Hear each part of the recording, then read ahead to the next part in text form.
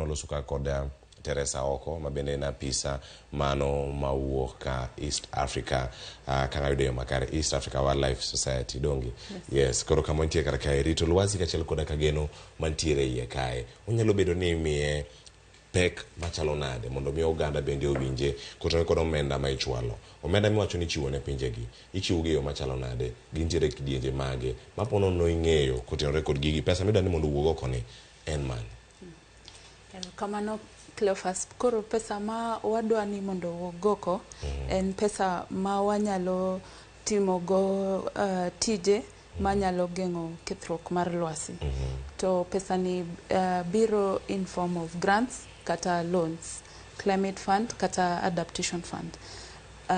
Lakini pesa ni ka biro oningo bi mondo joma nitie e ground mama wacha mawacho gani sirikal tafadhali saidia ema oningo bedni benefits e pesa no nikech sama pi muomore kamano to tingo ode tingo jamni to enema o feel that loss.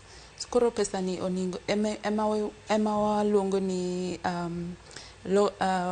locally led climate finance. To wan kaka jo Africa wan gi solutions go e ground, lakini sama pesa ni biro kata omenda ni biro obiro gi interest man malo saidi, to mano tiende ni wabedo mana bedo gi gowi, to ewi gowi no pod wainyore nikech lokruok mar kor lwasi.